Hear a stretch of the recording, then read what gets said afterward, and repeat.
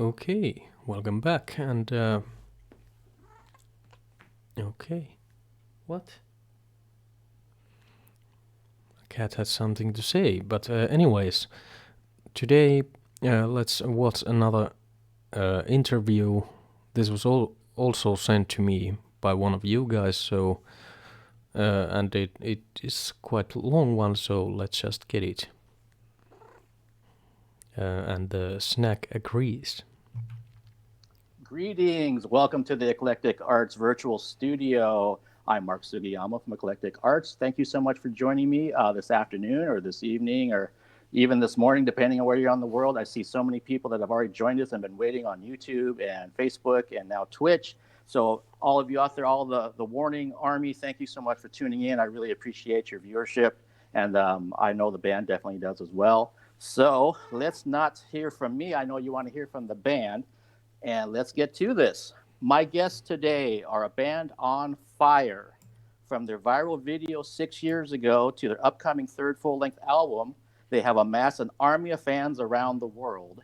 And Oh yeah, this is a quite recent one. It's from the August, so this week we have done some earlier interviews and earlier fun stuff. It's nice to end the week with some recent interview. I got a little taste of that just by posting on social media about this interview, so that is very true.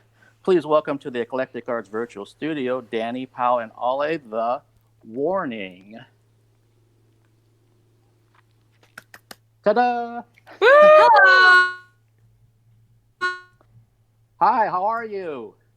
Hi. Awesome. It's so great to have you here and for you thank you so much for taking thank you for taking the time. Thank you for having us. Yeah. Okay, the connection is... Oh god, I have to change this... my camera spot because I want to see the girls. Where can I put this camera? Sorry. It's better there. Okay, let's try this way. Yeah, so I mean, we were kind of talking pre-show and kind of getting things ready. So I definitely want to say congratulations to you with signing with Lava Records. Oh, thank you so much. Yeah, we're super excited about that. Yeah, that's a huge deal because they're connected to Republic Records and Universal Music Group. So I know you've received offers in the years past that you decided wasn't the right fit. What made this the right fit, and what are you looking forward to working with Lava? Wow. Okay, what made this the perfect fit? I don't know. It was something that just clicked. It with was us the people, the reasons why, the way they wanted to work with us, and just the whole environment of like the Lava Records team. It was just something that we were always looking for, and we were always really careful of who we worked with, like with our managers, with our tour staff, with all that team. It's always been like a family-like team. So when we met the Lava team, we knew like these were the right people. Yeah, and they said the right stuff that were important to us in a artistic kind of way, like how the musician's vision is very, very important, and not just, I mean, of course, music is a business and you have to do a lot of things to get out there, but they really respected like the artistic integrity. Yeah. We basically have the same vision of where we wanted to go. So we're very happy to be part of the Lava Records family now. That's awesome. And yeah, I mean, their roster has had some heavy hitters. This is quite interesting to hear how they can even pick the people with who they work with. I was wondering about the whole record deal kind of thing, because they've been out there for 6 years already, few albums out there, and I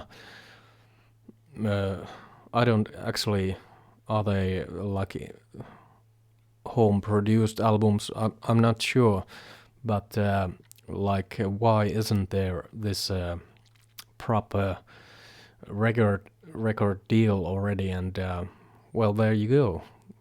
Girls can pick, and this is. I agree. It's important to have the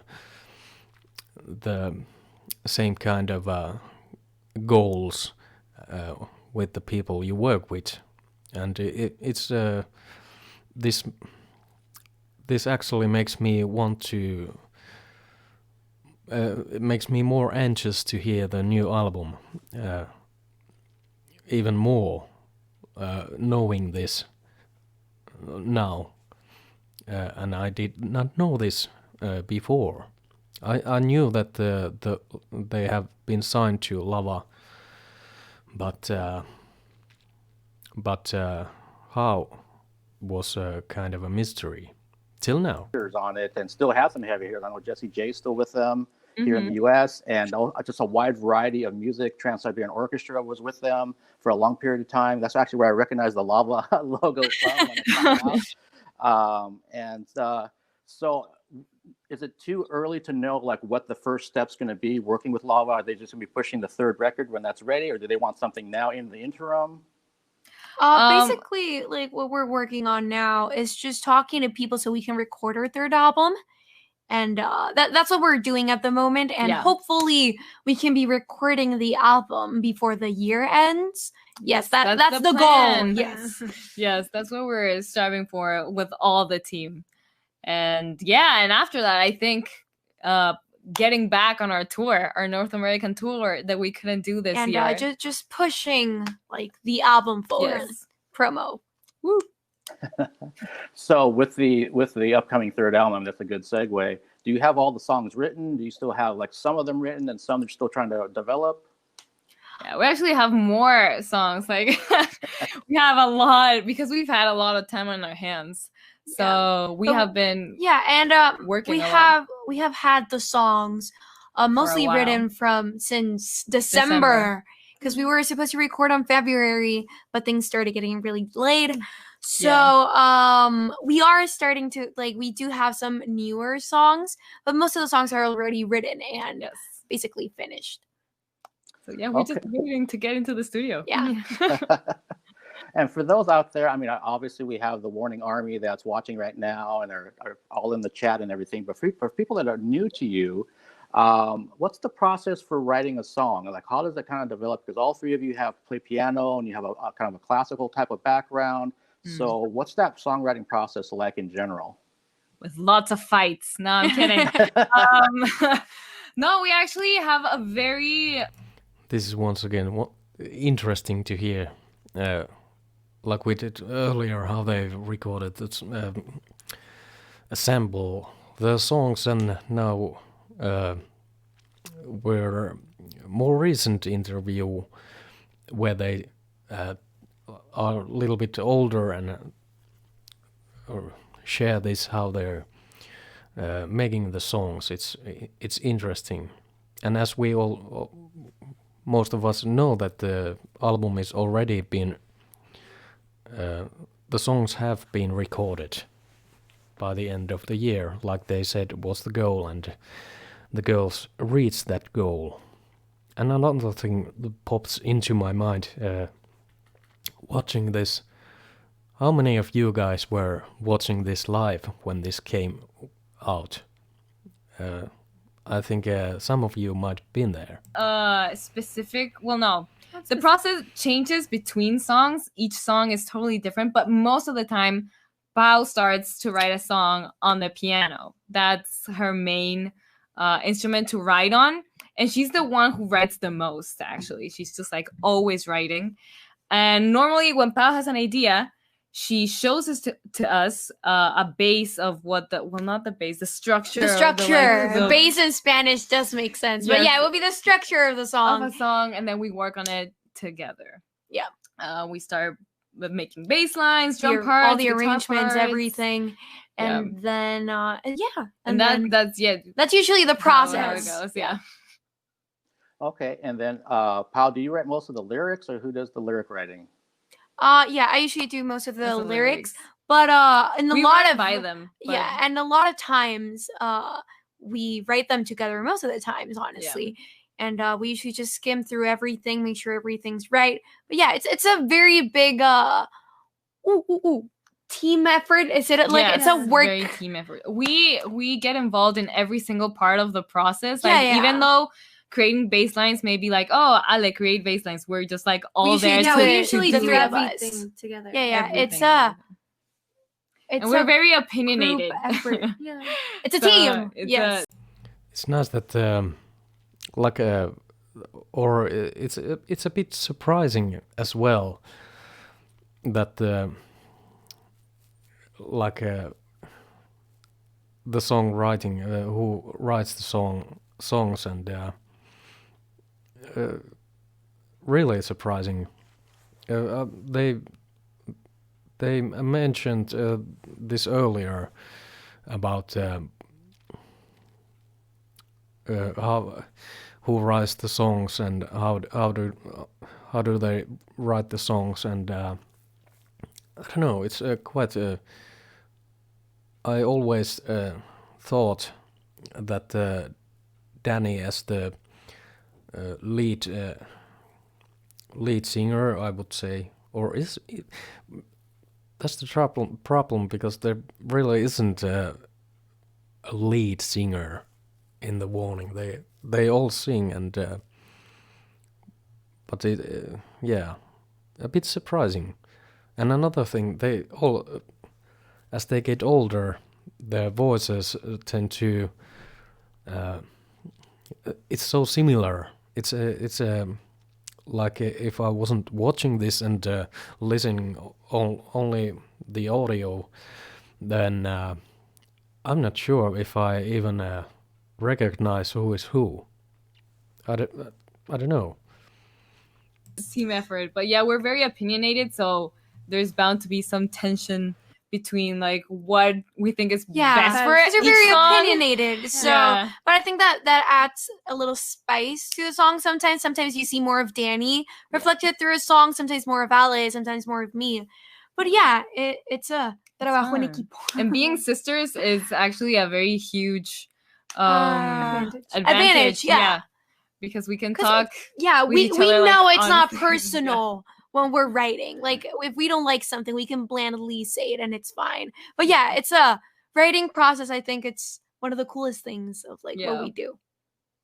That makes sense. There's a local band here that's made up of two sisters and a cousin, and they said the exact same thing, that they can just be open and honest with each other about something when they're trying to write songs and record things, because they're related to each other. So they don't take it personally. They're all trying to work towards the same goal. Yes. And Ale, when you're in the songwriting process in terms of coming up with the bass lines, are you listening to the guitar parts, or you just kind of come up with things on your own? How do you kind of come up with your bass parts? I feel like it depends on the song and what we're actually looking for, because sometimes we're like, okay, we want the main thing, the song, to be like the bass line, and sometimes the melody and the guitar parts are more complex, like super big. They're very busy, so sometimes I just need to like back away, lay back and support what they're doing, and support what they're doing. So it really just depends on the song and what we're looking for each and song. Most of the times we try to link it up with what the drum part is doing. We usually try to do Ale and I are usually very in sync with what we're playing. Usually like rhythmic wise, we're just like very tight. Exactly. And sorry if a few English words slip away, but we've been talking a lot of Spanish since we're in quarantine. So hopefully we make ourselves understood. Yeah. Clear. There we go. Everything sounds clear over here, and English is the only language I know. So, but so Ale, thank you for that. And then Danny, in terms of your guitar parts, are you kind of doing the same thing? Like you're listening to the rhythm section and then trying to figure out where to go with it? Yeah, most of the times, Bao usually does very busy melodies vocally. Yeah. So sometimes it's very hard for me to just like put in some little guitar parts without overpowering the main vocal. And that's a very important part of our songs. So most of the times I usually lay back, but I have a lot of fun when we're doing the demos. And now I can actually like start arranging little guitar parts and little like sounds here and there. It's so that really is usually very fun. Yeah. Awesome. And then, Paul, with your drums, are you? I know you're saying that a lot of times you'll be writing on the piano, but then are you already thinking of drum patterns and things in your head rhythmically of what you want to do? Yes, usually when I'm writing on the piano, the things I'm playing on the piano kind of reflect like the vibe that I want the song to have when we pass it on to the arrangements. Like if it's more laid back, if it's like everything is on the downbeat, like I already kind of feel that as I'm starting to write it. So when we start arranging it, the three of us, like I kind of already know if I want the verses to be laid back, like super like there. So it's usually something I already feel, but they usually change a lot too when we add the bass, because we usually, I already say usually like 3 times, but we always try to sync ourselves. Or when we add parts, because maybe like what she wants, like what Pao wants, maybe we don't like it, or vice versa. Or sometimes it clashes. Yeah, but you know, when Pao shows us a song, she usually sings it to us and plays it on the piano, and then like, okay, let's go work on the instruments, and she sits on the drums and she sings it while playing the drums. So we kind of get like, oh, I see where you're going, and where we this just, is like, going, follow along. But yeah, cool process. Yeah. Okay, and just out of sheer curiosity as a fan, have you ever worked or in terms of songwriting with someone out from the outside, another person? Yes. Yes. Mostly with our producer, Jake Carmona. Only very recently. Yes. Like we started doing some things on the album, which still there are so many songs, so we don't know which ones we'll end up in. But we usually just write between ourselves. Us. Yeah, we're like the main writers.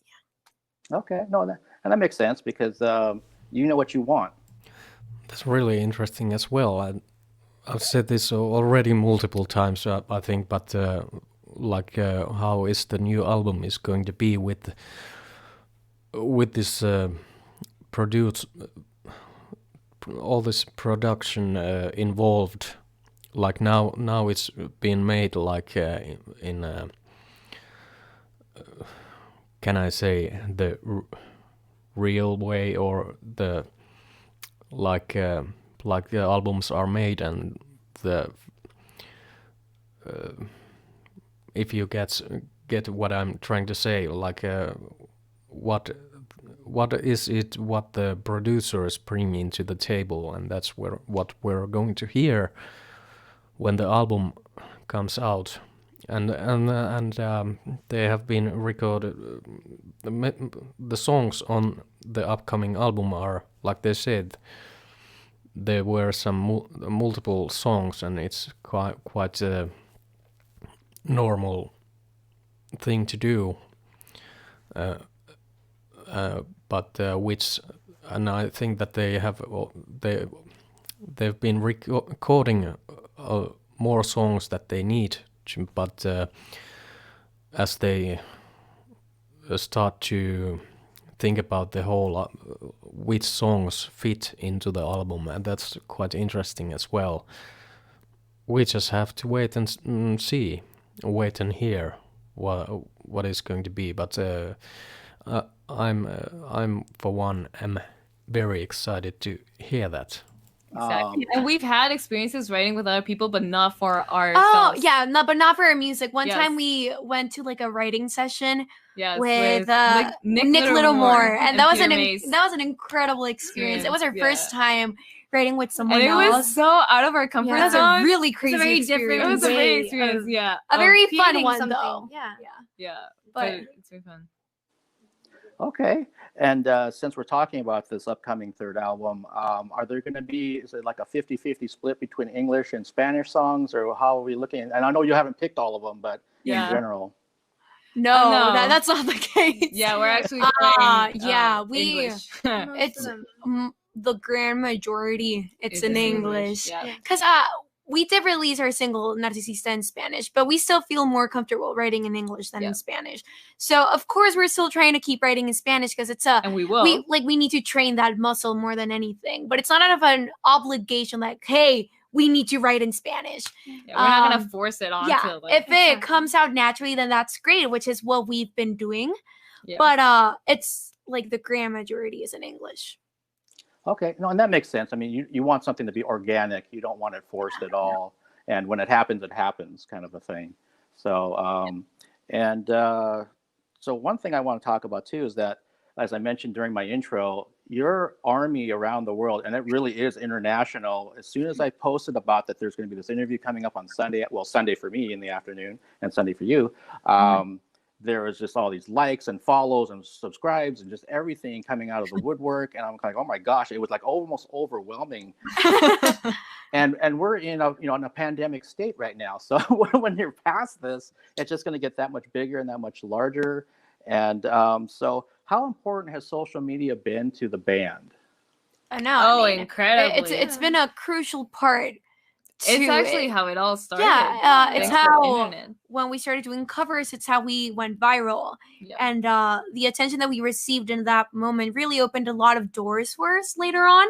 Yeah. And that's how we started writing. That's how and if we hadn't done all of that before when we released our first album, maybe not a lot of people would have heard of it. And that's just how it went on going. Like just having a presence on social media and keeping like those fans like really close to us, and like it was always a really close relationship that we've had with them. And right now, like with Patreon, and it's very incredible. We're super thankful for all this, because we still can't believe that all these people listen to our music, that they like it. It's still that kind of sense of wonder that I don't know how this happened, but it's amazing. And it happened so quickly over the past year, is that for us it feels like as if they've always been there. So it's a really cool community to have, and it's great to know that you have that type of support behind you. Yeah, no, you have that support behind you. Yeah, and you guys, you were there. I wasn't aware of this interview. Damn. But I think that this whole in the future involving like bands, it's going to be like this. I think that online or on social media it plays a huge part of being a success in the future, and instead of what it used to be, it's a totally different kind of a like an industry or to work on, like we watched together that streaming gig. And all this kind of thing is going to play a huge part, and it's nice that the girls made it like that. I would assume that it's going to be in the future. It's going to be even harder to make it, or you have to be extremely good at what you do to make it, of course. But it allows even more bands in the world to influence in the social media world, and but to be how you can rise above others or make it. It's gonna take a lot of work, and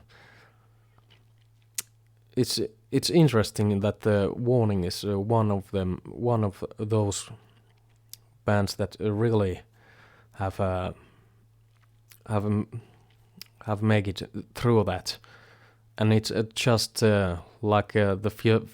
we heard in other interviews that how they started, or their parents started just to record and put it online, and this it was kind of like an accident, or the stars were in the right place, and it's quite as a story wise, it's amazing, and all the work they've done before they even got noticed, it all pays out. In the end, nothing you do is going into waste. I like that. Just keep pushing it, and sometimes you make it, sometimes you won't. But in this case, this is some. I think we gonna see some kind of a movie in the far future about these kinds of things, and hopefully it's going to be about the warning. I would watch that. I know, just like here in the U.S., that there's just such a buzz about your band when the tour was announced, and then COVID happened. So let's kind of actually talk about that. I assume you're probably rehearsing and getting everything ready to go before things all went haywire. We were so ready. Yeah. Yeah, and I think in one of the interviews I saw, you were talking about not only being ready musically by doing rehearsal, but you're like mentally ready and maybe physically ready. So it was like you're like going for a prize fight, basically. Like, we're going to get up there and we're just going to kill it, basically. Yeah. So just in transparency and out of sheer curiosity for me as a fan, how did you deal with that when you found out things were going to get postponed to the fall and then they're going to get postponed to next year? How did you cope with that? Because everyone's dealing with this on different levels around the world right now. Yeah. Right. To be honest, it really shocked us. Like when more than anything, it was just shock. When the date came, we were just like, my body and my mind felt like I had to be in a bus somewhere, like on the road. It was kind of weird because we were so ready for it. It was like 2 weeks before. No, like we were bracing ourselves constantly for the tour because we know that it would be like a hard experience, like a rigorous experience more than anything. But we were really excited for it, and then all of that just suddenly comes to a stop, and it was so. And you're like, "What's going on?" Yeah, it was really close by. Yeah, but more than anything, I think that we handled it still pretty well because we knew that it was for the health of our fans, for our health, for the health of everyone. And we knew that if we did it, it was not going to be like the full experience for everyone. So we knew that we were making the right choice by postponing it. And right now, by canceling it. And when it's available, it will be available. And it's going to be great.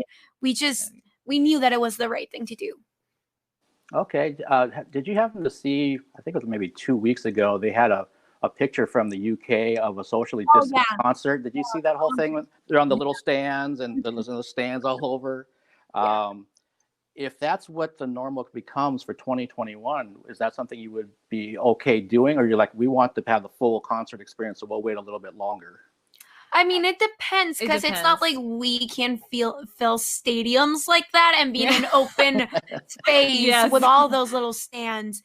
So if I think that we would wait for just things for everything to be just okay. Making in general. sure that, because even though it's still safer than it will be as a normal situation, it's still a risk for a lot of people. So. And it's just not the same experience. So I think, and still, we wouldn't have that opportunity. Let's be honest. So, but. Whenever the time is right and it's safe and it's great and it would be a great experience, then we would do it. And I think it will be like up on that point. If it's proposed to us in that instance, we would see what we would do at that moment. Like, and right now, we will always do what's best for like our fans, for ourselves, and for like the whole experience. So yes. I love that answer. I love the fact that you're being honest and that you're looking about the health of yourselves, of your team, of your fans, and not just trying to get out there because maybe there's a chance to make a buck right now and risk people's basically their lives. So I think that's that's the most important thing. Yes. Yes, I agree, and I thank you for that mentality. And speaking of that, so let's kind of move into probably the first thing I saw of yours, besides when Enter Sandman went viral, but right after that, I saw some live footage of you from probably down in Mexico, is my guess. And I was just dumbfounded. I really like the fact that not only they are thinking about the audience, of course, and the health of fans and everyone around them, but like the North American tour was just postponed, and like to all of us, it came quite suddenly a year ago, this whole thing going on, and but to make use of that time at hand, like the girls have done, and I really that's something to, like some of us might just quit or take a vacation or something from but the girls they can't take vacation from music, like they've been training and mastering the skills of not only the playing but like they said at the beginning, and that they're ready when the time comes when all this is over, and all the training, it doesn't go to waste. And I think when we finally get to see more live acts from the girls, it's going to be extremely well played rock and roll, and it's going to be amazing, and I'll be waiting for it. But it's really nice that they didn't just waste the time doing nothing, but just keep moving forward. That's how the winning is done. Dumbfounded about how just electric, passionate you were playing live. You all went just full out, 100%. And usually there's kind of a growing period for people when they're on stage. And Grant, you're professional, you're probably still growing, that's natural. But you were just like hitting it and killing it so quickly. So I'm just curious about when you're on stage, do you ever feel a little bit nervous? How do you approach the live experience versus studio?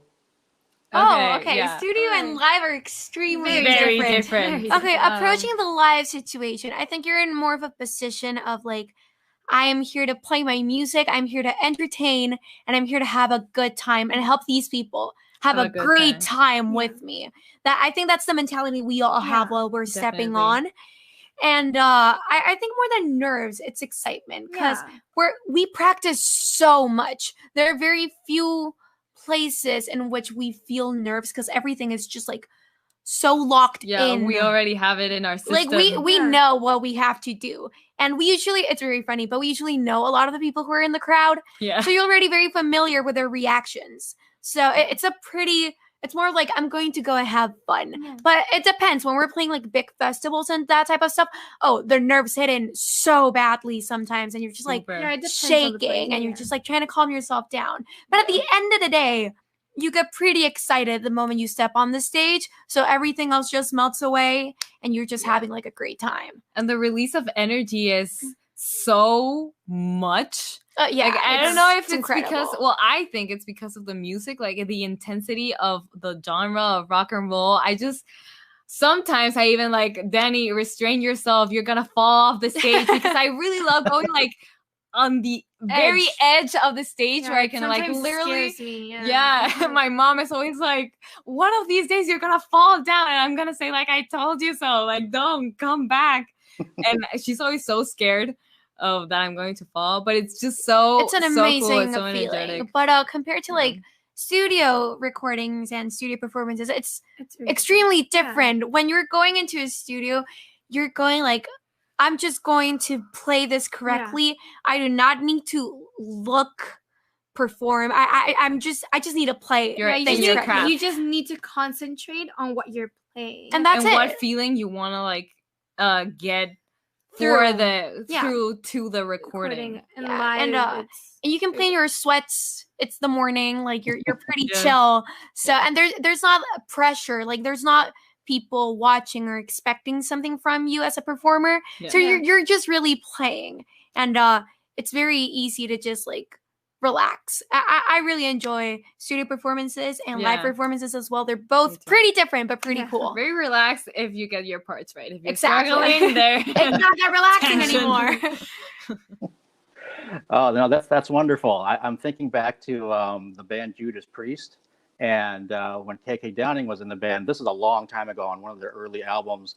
The producer was Roger Glover from Deep Purple, and he's like, "Okay, so we're gonna do this guitar track right now." And KK's there, like throwing shapes, like he's still playing live, that kind of thing. But he's in a studio, and Roger's kind of like, "What's he doing? We're in the studio." And then he asked KK about, so why were you throwing all those shapes? And we have like 50 takes to do or whatever of these guitar tracks. And he's like, when I'm plugged in, I'm plugged in. So he couldn't turn it off. So everyone's kind of different. That's kind of one I was kind of wondering how it was for you guys as the band in the studio. But and like you mentioned, you've played some really big festivals, and sometimes you get a little nervous at those. But I'm guessing, based on what I've seen, the reactions have been tremendous when you've played those festivals, that you go down very, very well. Yes, thankfully. No, yes. Usually that's when the nerves hit, because you do not know if these new people will like you, and you have very mixed reactions. You can have some people that maybe don't like you but really want to save their spot for the next artist, and they would just not react. You can have people who get really like angry at like what they're seeing, and they can throw stuff and stuff like that. Or you have really good reactions, which thankfully is what we've had. Like people react so incredibly, and it's a tricky thing, because for people who don't know your music, they are just going to see and feel what you project to them. Because a very important part of the show is like knowing the songs and being able to like to sing along with them, and it's like, so you really need to push yourself into selling like an experience and emotion, like an ambience. Is that how you say it? Like a good show, you know? So that people get like this a certain feeling that they want to and they want to look you up afterwards to like, because they liked what they saw. Cool. That's what they have done to me. From the beginning, I don't know what was the first that I've heard, but and never mind how many songs or videos or whatever I watch from the warning, it always makes me want to watch more. And the funny thing is that talking about making a show, good show to want to make more, but there's something else with these girls, because like even watching these interviews, these are not shows. These are just talking about a whole lot of things normally, without live audience, I mean. And still, it makes me want to see more and listen to more. It's interesting. Yes. Yeah, well, and one of the pluses of technology these days is everyone has these wonderful mini computers called smartphones in their hands. So when they're there at the show, it's like, who was that? And they can go right to YouTube. They can go to any kind of social media and check out and find out immediately. I'm an old man, so back in the old days, you couldn't do that kind of thing. You had to try to find a magazine or talk to your friends and say, do you know about such and such a band that opened for Iron Maiden or whoever? So it's a much quicker process these days finding information, thankfully. That's what I was talking about earlier, how it's different nowadays. Like in the old days, it was different. To search music and to be out there, was a different kind of meaning. You had to really be out there. But nowadays, this social media is playing such a big part. That's what I meant.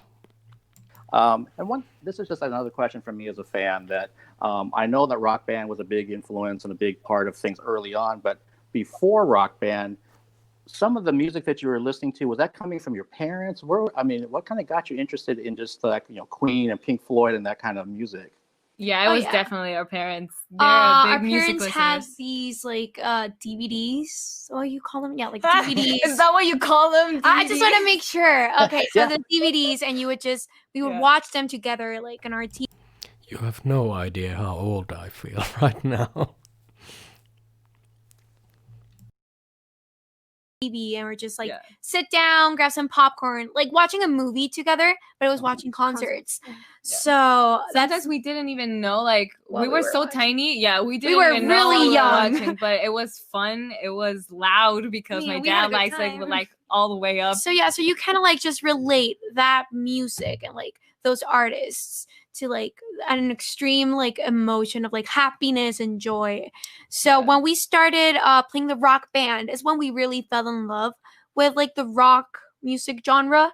And because we saw that on TV and it looked so exciting and like so fun. And we immediately knew that was what we wanted to recreate while we were playing our instruments later on. So they both played a huge part in like our choice of genre. Okay, no, that makes sense. I remember, it may have been 2008 or 2012. I saw Iron Maiden, and you saw all these like young teenage kids that weren't with parents there, and I was saying to my friend, it's like, what happened? What did I miss? And he's like, it's because of video games, because they're hearing The Trooper, they're hearing Hallowed Be Thy Name, so they became a whole new generation of fans, and that's awesome. I mean, that's amazing. That's amazing. I love it when I hear that young folks are getting into the bands that I grew up with. And for me, it's kind of similar that we didn't have DVDs back, but we didn't have any kind of home entertainment back then. But like my mom was playing Elvis and the Beatles around the house, and then I heard Motown, and so that stuff influenced me. And then a friend showed me a Kiss record, and it was all over after. So I think everyone kind of you get influenced by what's around you at an early age for sure. And I wanted to just ask this too about, and it's kind of a general left of field question, but what's something you admire about each of your sisters? I wonder if each of you could actually answer that. Oh my god, that's so cute. Okay. Okay, I admire your patience. I was gonna say the same thing. Oh, well, you're gonna have to come up with a different thing. Because I was gonna say that. I admire your patience and I admire your tenacity. Yes. I admire your creativity. I was gonna say the same thing. Yes. No, it's because we know each other so well. Okay, well, it's like creativity and patience. So creative. It's just like I'm not even out of that one really easily. But I was gonna say that. Like I was genuinely gonna say that. So And what, Father? I'm missing you. Thank you. I'm so sorry. No, but I would have to say the same thing actually. And your overall like it's because it's not easiness. Are you gonna save it? No, I'm not saving it. Like your abilities to make things to make everything that you do look so easy. It is. Like you're such a chill human being that everything you do, it looks like you're an expert at it and you're not even sweating. I love that. Oh, those are amazing answers. I know one thing that I saw way early in the interview in the chat was someone was saying that Ollie, if you ask her a direct question, she's so articulate. Yes. Yeah. So, really? Yeah, that's a high compliment. So I guess I need to ask you more direct questions. I know that's fine. Not that good at interviews. She's the shyest, though. Yeah. And I get that. I was definitely an introverted person when I was actually about your age and going through high school. I didn't start coming out of my shell till well after high school into college and all that kind of thing. So I can relate to that. But we've got a few more minutes here. And what I do on Fridays is that I bring back guests that I've interviewed for these fun table sessions. So they're just kind of like loose and fun. And I wanted to ask a couple of those questions to the three of you to kind of wrap this up. So you're called The Warning. And what are you warning us about? That we're coming. Yes, we're going. We're warning you that you better be mentally prepared to see us live, to feel that experience, that energy. Yes. To feel that rock and roll. Woo! Awesome. You didn't totally make that up on the spot. Yes. Okay. What instrument would you like to learn? Ooh, easy. Violin. I would love to play the drums. The drums, I was gonna say the drums. Because I'm horrible at them. Yeah, I'm really bad. But when I listen to music, I usually try to play the drum part. I'm air drumming. Air drum a lot. Yes. But I don't know how to Honestly, I feel like I chose the best instrument. Yeah, the you bass did. is The so bass is awesome. incredible. I would love to I play love the it. bass. It goes well It's with my my favorite personality and my instrument. look. Yeah. I And like my the bass. look. Like, the- I like the bass. It fits my aesthetic. Yeah. Yes, the bass is my favorite instrument, but It's a good like instrument. I would love to learn the Yeah, the drums drums first. too, Yeah. I like to play. Okay, that's great. And then if you were a comic book character or an anime character, who would you be and why? Oh my god, that one is so Okay, hard. okay. I would That's be. really hard. Oh, I would be That's so Gone hard. from Hunter x Hunter. Boom. Okay.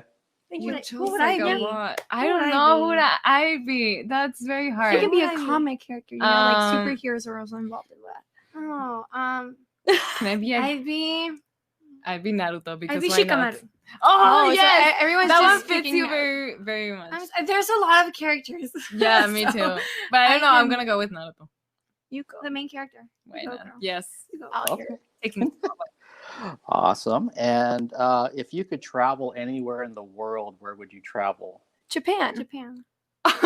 That one's harder for me because there's a lot of places that I want to see. Japan or South Korea. But yeah, Japan. maybe because it's so far away from us that I think that's Yeah. why it's like the most attractive. It's like, wow, Japan. I'm sure there is going to be a big Japan tour incoming, and that's going to be a blast and a huge opening in the Eastern world to warning. As we all know that especially Japanese fans are quite into rock and roll and even and metal music, and I think Warning is going to do well in Japan. And very interesting quiz or questions. Really enjoy hearing these. That'd be different. awesome. But yeah, And that has nothing to do with your interest in anime or video games or anything. Nothing. Not at all. Not related. Okay, let's do one more here. If you could only own one book for the rest of your life, what would you pick? oh no, Ooh, no, A book. One- One Dude, book. not even a series. Okay, one book. Oh. Okay, let me think. Yeah, this one's Ooh, hard. Queen of Shadows from Sarah J. Maas. One of my favorite I'd books. pick a Percy Jackson book, but I know which one. Or Scythe by Neil Shutterman. Those are like my favorite books. I think my brain just like. I Okay, feel what? like I choose Mark of Athena. It's not nice because it ends in a cliffhanger, It but ends it's in a- fine. But I know what's next. I so was it's about fine. to say that one, but I okay, think if Mike we Athena. each have a book, maybe I can read it. Yes, So, we'll so lend them to we'll each share other. each It's other's fine. You can pick But I would probably choose a book that's in Spanish. Actually, it's called La Sombra del Viento, but it's like super genius. It's what's the translation? The shadow of the wind. Yeah, that would be the translation. Yeah, I have a very hard time reading it because it's very long and it's in Spanish, and I read more in English, which is ironic actually. But still, it's an incredible book. Yeah. Awesome. And so I'm actually going to end it there with that Okay. wonderful book question. I know some people in the chat were asking for more details about the new record. We kind of touched on that already, that you're working on it and trying to find the right team and producer and all that type of thing. But for the parting words for your fan base, the army out there, what would you like to say to them before we wrap this up? Guys, we love you. we miss you so much, Yes. and we send you a very, very, very big hug. Yes. Please, and thank you guys. for tuning in. Yes, guys, Yeah. it's great to see you here through the comments. They make us really happy. Please stay safe. Please stay healthy so we can see each other in person sooner. And we send you all of our love. Yes, big hugs. Stay healthy. Thank you so much for taking the time to do the interview Mark. today. It was great doing this, and hopefully I'll get a chance to see you sooner than later, actually in person, rocking the stage Yes, here that'd be in awesome. the U.S. All right. Thank you so much. Thank you so Bye, much, Mark. Tia. Have a great night, evening, day. Yes. Yeah. I'll see you. Bye. Bye. Right. That was actually, again, great interview. Sorry about my face being over the interviewer, but I had to put the camera somewhere. I'm sure most of you have already seen that interview, and yeah, really enjoyed. learned yet again a few things about the warning, the songwriting, and a little bit inside on the quiz there at the end. Really, really nice, nice touch. Yeah, a bit long one. Can really remember all the things going through. Mainly the thing is that the anticipation towards the new album, it's growing, and the year is going near the end, and when do we get the new single? I'm guessing in first segment of the year, I would think there's a new warning single, and hopefully a music video, because I think that it's only one music video, which was great video as well. But watching this makes me just, especially this one, because this is a more recent one, to just makes me want to take a peek to the new album. It's just it's there. The waiting is there, and we all have to prepare ourselves mentally, like the girls say, be mentally prepared when they're done. And I'm not sure. Are we? Am I? I think I'm falling apart, this anticipation. But yeah. A nice interview once again. Please, if you know any more of these out there, I'm sure there will be soon enough. But yeah, we covered the recent one and the earlier ones. Maybe it's time to me to do more of this, or check out more of the music. In I haven't done any the warning reaction. I still have lots of songs to react to, so maybe I'll get into those. But yeah, nice one. Love to spend my evenings with you guys there, and yeah, I'll see you on the next week, I guess, and let's see what we found next week. And Snack is getting hungry back there, so I have to feed her. Yeah. Come say hi. Come say hi for the viewers.